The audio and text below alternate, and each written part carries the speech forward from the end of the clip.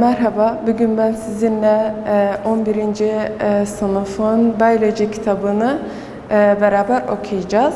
Birinci bölümden başlayacağız. Birinci bölüm neden bahsediyor? İç denge ve taşıma. Herkes bunu biliyor ki insanlar hücrelerden oluşmuş.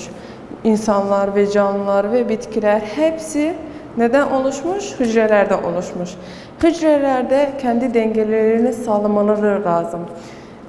Şimdi bakalım bu hücreler nasıl dengelerini sağlarlar, ne şekildedir, bu hücreler enerjiye ihtiyaçları var mı, yok mu? Şimdi bugün bunları hepsini bahsedeceğiz. Bizim iki yolumuz var. Hücreler içine madde gelsin ve gitsin. Birisi aktif olmayan taşımadır. İkincisi de aktif olan taşıma. Aktif olmayan taşıma ve aktif olan taşıma. Aktif olan taşıma. Hücreler dengeyi insanların içinde ve canlıların içinde denge sağlanmaya yardımcı olurlar. Bunun içinde hücresel bazı maddelere izin verir, içeri girsin ve bazılarına çıkış yapsın. Bu aktif taşıma, aktif olmayan taşıma, pasif transport da derler. Pasif transport. Şimdi gelelim bu aktif olmayan taşımanın çeşitlerine. Birinci çeşit nedir? Yayılım. Şimdi bakalım maddeler nasıl yayılarak hücresel içine girirler ve çıkarlar. Yayılım nedir? Aktif olmayan taşımanın çeşitlerinden biridir ve en basit olanıdır. Concentration gradient derler ona. Niye? Çünkü maddeler gradient yoluna doğru hareket ederler. Ve nasıl hareket ederler? Yüksek konsantrasyondan az konsantrasyona hareket ederler. Size örnek şimdi vereceğim. Bizim bir bardak suyumuz var. Bardak suyu içine bir parça küp şeker atacağız. Attığımız şeker ne olacak? Bardağın dibine batar. Bardağın dibine battığı zaman ne olur?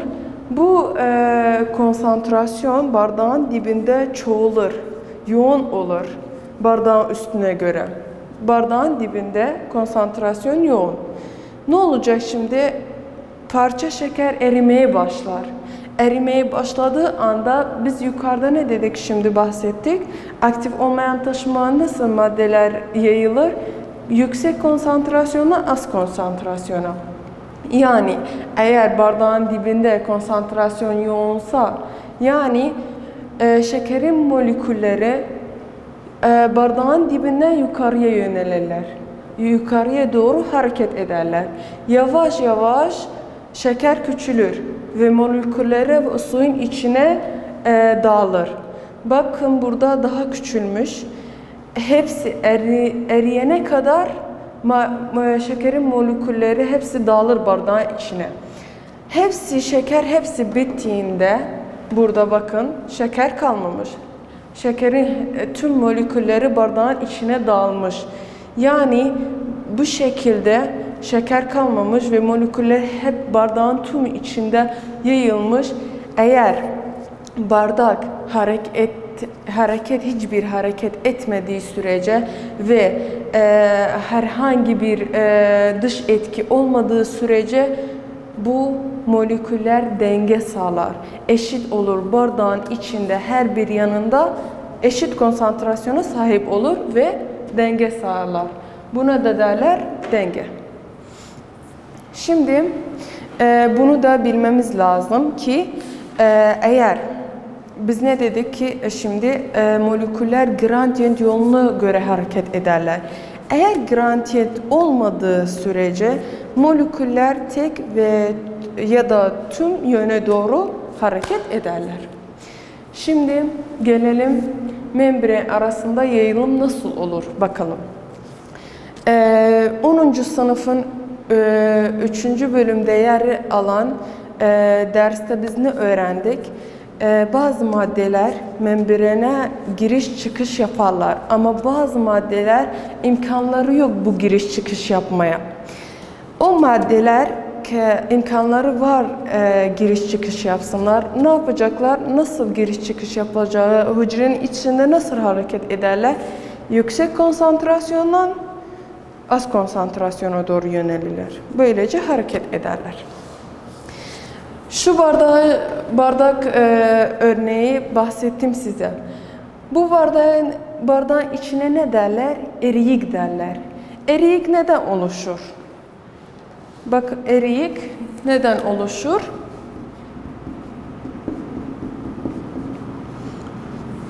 Erimiş madde, şeker neydi? Erimiş maddeydi.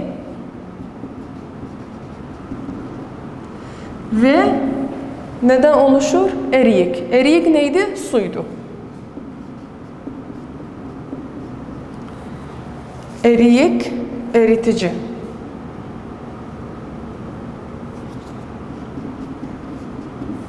Eritici madde nedir? Sudur. Erimiş madde nedir? Şekerdir. Şeker olur, tuz olur, organik ya da inorganik herhangi bir madde olabilir. Erimiş. Eritik de şimdilik eritik sudur. Su kullanıyoruz. Hücresel membreni aracıyla sudaki moleküller hücresel membrenin aracıyla yüksek konsantrasyondan az konsantrasyona göre hareket ettiği zaman buna ozmozi derler. Ve hücresel membrenin hiçbir enerji kullanmasına gerek yok. Çünkü gradient moleküller gradient yoluna doğru hareket ediyorlar. Eğer gradient yoluna göre hareket ediyorlar, bu ne demektir? Ozmozi aktif olmayan taşımanın çeşitlerinden biridir. Çünkü hiçbir enerji kullanmıyor. Şimdi gelelim ozmotik yönü nasıldır? Yani ozmotik nasıl yönelir? Giriş çıkışı nasıldır? Bu resimde size şimdi anlatacağım. Ozmotik yolu nasıldır? Eğer hücresel yüksek yani bir düşük konsantrasyona sahipse sitosoldan hücrenin içine girer. Hücrenin içine doğru yönelir. Çünkü hücrenin konsantrasyonu az. Sitosol konsantrasyonu çok. Su sitosoldan hücrenin içine girer. Eğer hücrenin içi konsantrasyonu yüksekse su konsantrasyon hücrenin içinden dışarıya çıkar, sitosol içine çıkar. Yani hücresel su dışarıya çıkartır. İçinden dışarıya sitosola. Eğer hücresel içi ve sitosol içi konsantrasyonu eşitse hiçbir problem yoktur. Bu normal halidir. Şimdi gelelim hücresel ozmozi ile işlemi nasıl bir işlemdir? Bunu biliyoruz ki hücresel membran dengeyi sağlamaya yardımcı olur. Eğer konsantrasyon eşitse hücresel membran hiçbir zorluk çekmez dengeyi korumak için. Çok canlılar vardır. Şimdi örnek vereceğim size. Eşit konsantrasyonda yaşarlar. Ömürgeli canlılar ve denizde yaşayan canlılar. Bunlar eşit konsantrasyonda yaşarlar. Buna dahil bazı canlılar vardır. Düşük konsantrasyon çevresinde yaşarlar. Örnek vereyim, tatlı suda yaşayan tek hücreli canlılar. Paramisyon gibi. Ama bunlar ki düşük konsantrasyonda yaşıyorlarsa su içeriye girer, hücre içeriye girer. Bu canlıda bu fazla sudan kurtulması lazım. Böyle bir şey olmalı ki bu fazlalıktan bu fazla sudan kurtulması lazım. Onun için paramusyon örnek vereyim. Paramusyon kasılı boşluğu vardır. Kontrakt vacuole buna derler. Kasılı boşluk ne yapar? Geldiği su içerine kendi isteğine göre alır. Fazlalıklarda kasılırken bunu dışarıya atar. Böylece fazla suydan kurtulur.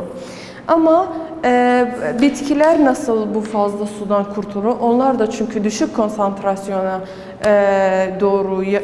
düşük konsantrasyon çevresinde yaşıyorlar. Bitkilerin duvarları var. Hücresel duvarları var. Basınca, dolma basıcı duvara ederler. Buna da targar preje derler. Yani hücresel membrene çatlamasına engel olur.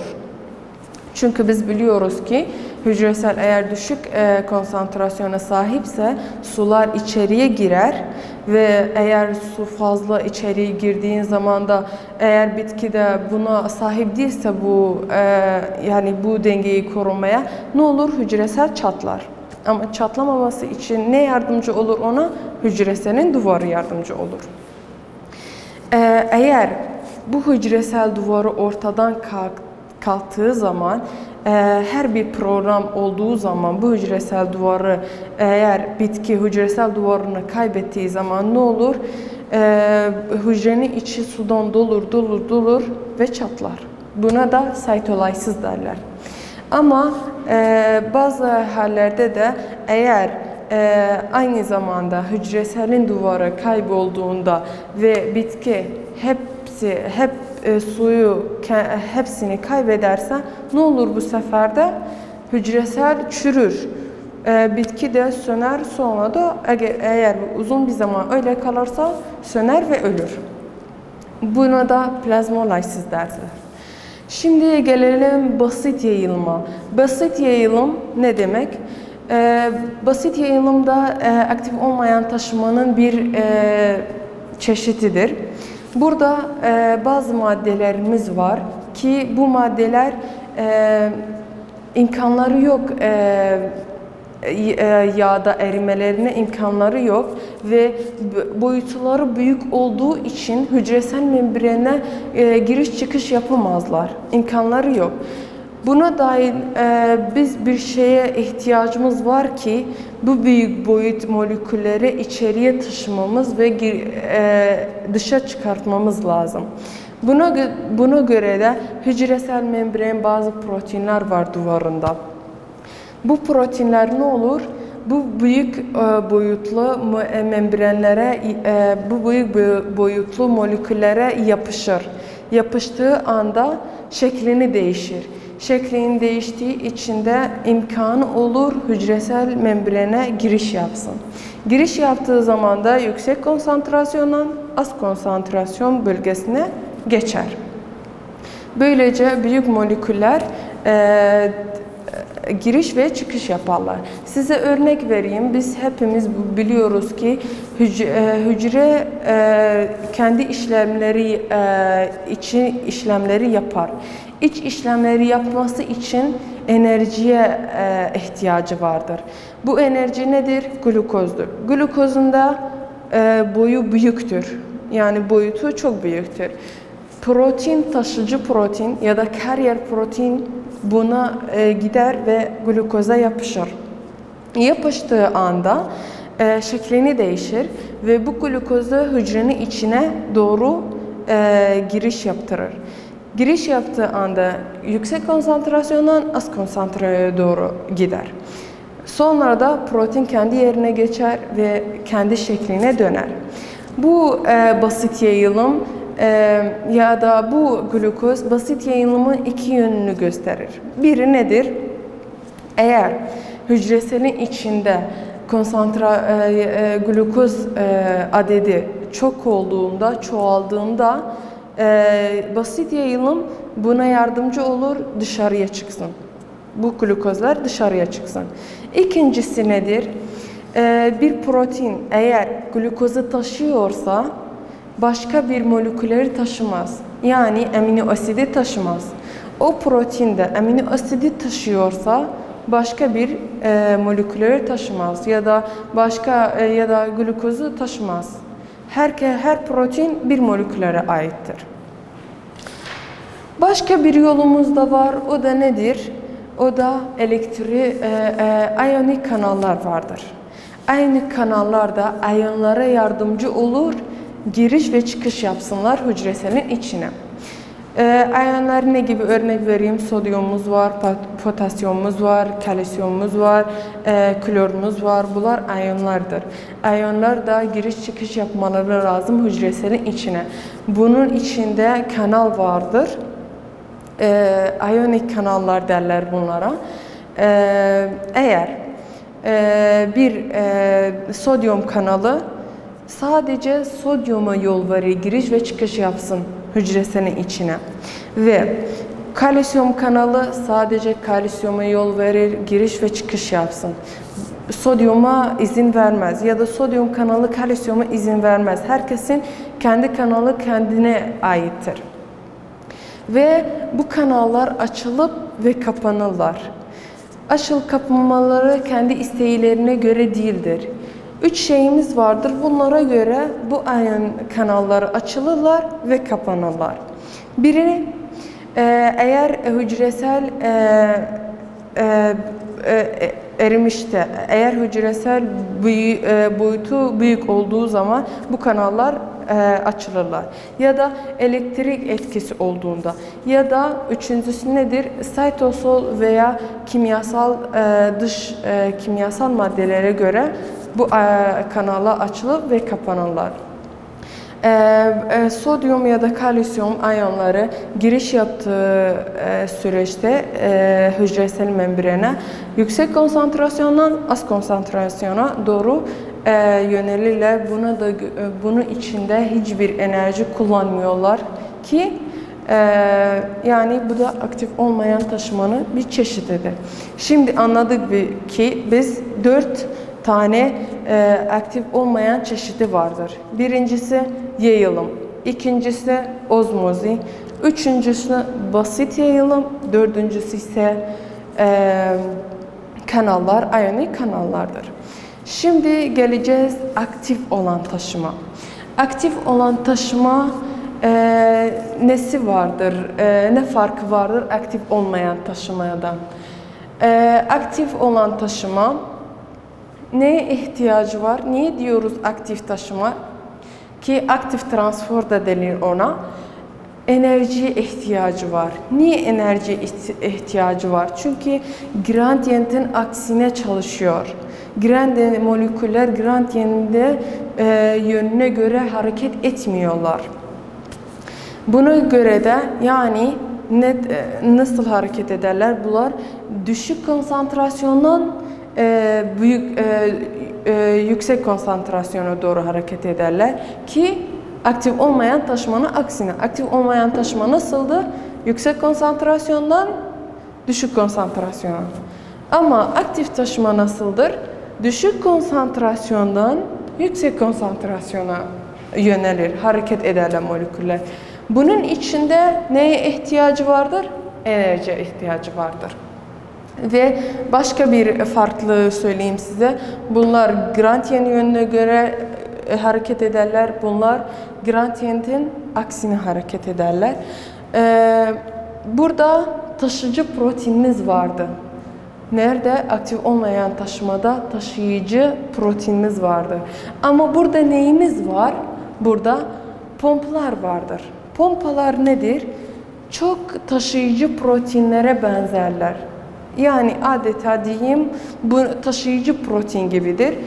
Moleküllere yapışırlar ve yapıştığı anda kendi şeklini değiştirecek. Kendi şeklini değiştirdiğinde hücresel membranın içine girmeye izin verir. Hücresel membranın giriş yaptığı anda enerji kullanarak düşük konsantrasyondan yüksek konsantrasyona doğru yönelir. Şimdi yani kısaca bir farkını söyleyeyim. Aktif olmayan taşıma ve aktif taşıma. Buna pasif transfer derler, buna aktif transfer derler. Bu yüksek konsantrasyondan düşük konsantrasyona doğru hareket eder ve bu da düşük konsantrasyondan yüksek konsantrasyona doğru hareket eder. Burada birbirlerinin aksinedir. Burada hiçbir hücresel membrenin hiçbir enerjiye kullanmasına gerek yok ama burada enerji kullanması lazım. Niye? Çünkü düşük konsantrasyondan yüksek konsantrasyona doğru hareket ediyorlar. Burada gradient yönüne doğru hareket ederler moleküller. Burada gradientin aksine hareket ederler. Burada taşıyıcı proteinimiz var. Burada neyimiz var? Pomplarımız var. Böylece bir günkü dersinin sonuna geldik. İnşallah bir faydam olmuştur. Bitti.